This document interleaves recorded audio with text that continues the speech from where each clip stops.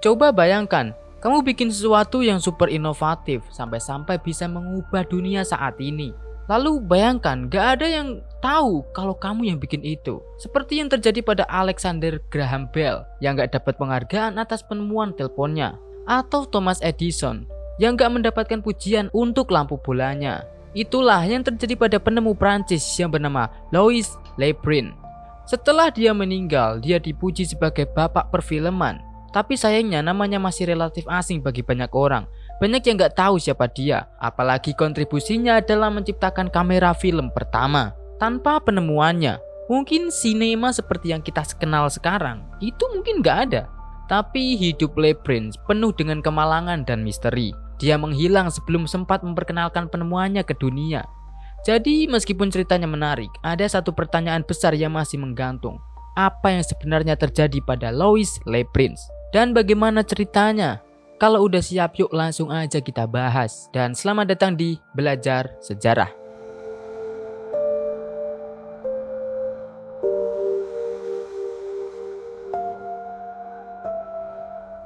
Louis Le Brun lahir di Metz, Prancis pada tahun 1841. Gak banyak yang diketahui tentang masa kecilnya, tapi kabarnya ayahnya pergi bergabung dengan Angkatan Darat Prancis. Jadi Le Brun mencari sosok ayah di tempat lain. Salah satunya adalah Louis Daguerre, seorang seniman dan fotografer terkenal. Mungkin hubungan ini yang bikin Le Brun muda tertarik dengan seni. Saat dirinya dewasa, minatnya pada seni dan fisika mulai menyatu dan jadi inspirasi untuk penemuan nantinya. Le Brun memutuskan untuk mendalami minatnya dan kuliah di bidang seni, fisika, dan kimia. Beberapa waktu kemudian, dia pindah ke Leeds, Inggris dan bertemu dengan Elizabeth Whitley yang akhirnya dinikahinya.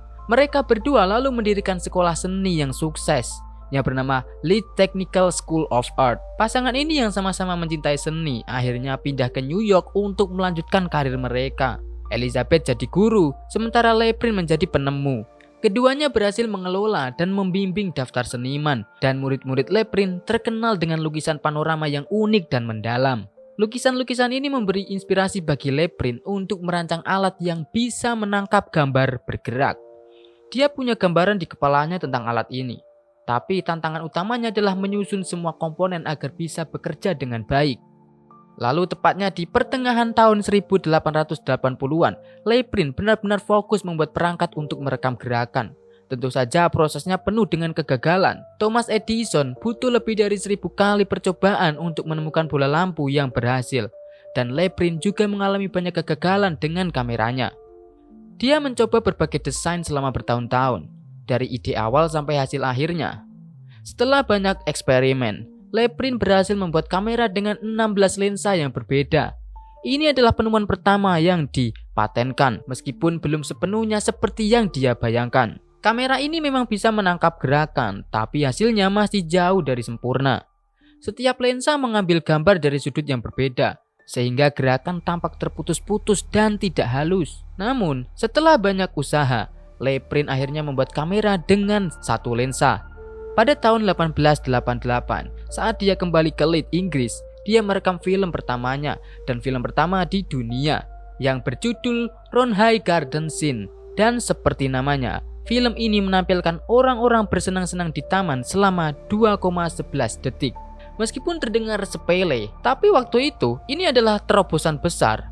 Le Brun kemudian membuat film kedua yang diberi judul Leeds Bridge, menampilkan lalu lintas lambat di Leeds Bridge. Ini terjadi hampir 1 dekade sebelum film pendek pertama yang terkenal ditayangkan oleh saudara Lumiere yang menunjukkan kereta api memasuki stasiun La Ciotat. Saat itu, tidak hanya Le Brun yang bekerja keras, Thomas Edison dan Lumiere bersaudara juga sedang mengerjakan prototipe mereka. Meski begitu, Le Brun tampaknya akan memenangkan perlombaan ketika dia mengumumkan akan mengadakan pameran di New York pada September 1890 untuk menunjukkan film-film pertamanya. Namun sayangnya, Le Brun tidak bisa hadir di acara tersebut. Louis Le Brun menghilang. Ini adalah pertanyaan yang sudah ada lebih dari 130 tahun. Apa yang terjadi dengan Louis Le Brun? Sehari sebelum pamerannya, saudara laki-laki Le Brun yang bernama Albert mengantarkan ke stasiun kereta. Leprin membawa semua perlengkapan yang diperlukan untuk memamerkan karyanya, termasuk koper yang berisi paten-paten berharga. Albert melambaikan tangan saat kereta berangkat. Tapi ada yang aneh, tidak ada seorang pun di kereta yang mengingat pernah melihat Leprin. Ketika Leprin tidak muncul di pamerannya, polisi turun tangan untuk mulai menyelidiki.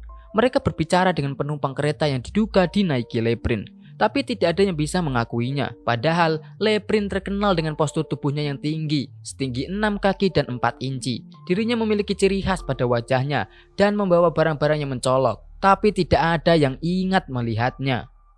Polisi mulai bertanya-tanya apakah Leprin benar-benar menaiki kereta itu. Jika tidak, berarti pernyataan Albert tidak benar. Kenapa Albert berbohong tentang melambaikan tangan kepada saudaranya? Ada spekulasi bahwa Albert mungkin membunuh Leprin agar bisa menjadi satu-satunya ahli waris dari warisan ibu mereka. Teori ini terdengar berlebihan bagi sebagian orang, apalagi mengingat betapa dekatnya hubungan kedua bersaudara tersebut sebelum Leprin menghilang. Bahkan Albert pernah menyumbangkan uangnya sendiri untuk membantu mencari saudaranya yang hilang. Ketika perlombaan untuk menciptakan kamera gambar bergerak pertama mulai dikenal publik, hilangnya Leprin menjadi semakin mencurigakan. Banyak yang berspekulasi bahwa salah satu persaingan mungkin terlibat dalam hilangnya Leprin. Elizabeth, istri Leprin, juga mendukung teori ini dan mengklaim bahwa Thomas Edison yang dikenal sangat kompetitif mungkin terlibat. Elizabeth berargumen bahwa Edison memiliki sejarah mengambil kredit atas penemuan orang lain. Keluarga Leprin sangat yakin bahwa Edison bertanggung jawab atas hilangnya Leprin. Sampai-sampai mereka membawanya ke pengadilan dengan tuduhan penculikan terhadap penemu yang hilang tersebut. Kasus keluarga Leprin melawan Edison yang saat itu mengklaim telah menemukan kamera gambar bergerak bertujuan untuk membuktikan bahwa Leprin sebenarnya sudah menemukan teknologi itu sebelum Edison. Mereka ingin menunjukkan bahwa Edison mungkin ingin menyingkirkan pesaingnya agar bisa mencuri paten dan mengklaim penemuan itu sebagai miliknya sendiri. Keluarga Leprin, terutama putra Leprin yang bernama Adolphe, mencoba mendukung klaim mereka dengan bukti. Salah satunya adalah film Ronhai Garden Scene, di mana terlihat nenek Aldop melompat-lompat di taman. Karena neneknya meninggal pada tahun 1888 dan surat kematiannya menjadi bukti kuat, ini menunjukkan bahwa Leprin pasti sudah memfilmkan adegan itu pada tahun 1888 atau bahkan lebih awal. Ini menguatkan klaim bahwa Leprin adalah penemu gambar bergerak yang pertama. Sayangnya bukti ini tidak cukup untuk membuktikan keterlibatan Edison dalam hilangnya Leprin, sehingga keluarga Leprin akhirnya kalah dalam kasus mereka. Namun, tragedi ini belum berhenti di situ. Pada tahun 1901, di New York, putra Leprin ditemukan tewas dengan luka tembak di kepala. Kasus ini dianggap sebagai bunuh diri, dan Aldop yang saat itu berusia akhir 20-an meninggal dengan cara yang tragis. Kematian Aldop seperti hilangnya ayahnya, penuh dengan spekulasi dan rumor, meskipun hasil penyelidikan resmi menyatakan itu sebagai tindakan bunuh diri. Ada berbagai teori tentang apa yang terjadi pada Leprin. Beberapa orang percaya bahwa dia tidak benar-benar mati atau hilang, melainkan memilih untuk menghilang dan keluarganya tahu di mana dia. Ada juga rumor bahwa dia menghilang untuk mengklaim polis asuransinya, atau mungkin dia pergi tanpa memberitahu keluarganya dan menggunakan pameran sebagai tipuan. Walaupun Leprin dinyatakan meninggal pada tahun 1897 tanpa jenazah yang ditemukan, dia tetap dikenang setelah kematiannya. Ada plakat yang memperingati dia di gedung British Waterways, dekat tempat dia merekam film Lethbridge. Selain itu, kisah hidupnya telah diangkat dalam film TV dan dokumenter yang merinci penemuan dan hilangnya dia. Meski tidak mendapatkan pengakuan yang layak semasa hidupnya, kita tahu satu hal yang pasti, Leprin adalah salah satu orang yang membuat sinema seperti yang kita kenal sekarang menjadi mungkin.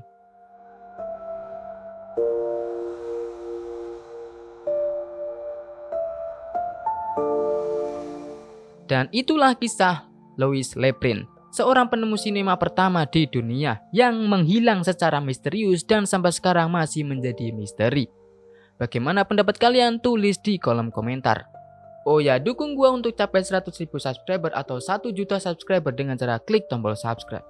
Terima kasih sudah menonton video ini sampai habis dan sampai jumpa di video selanjutnya.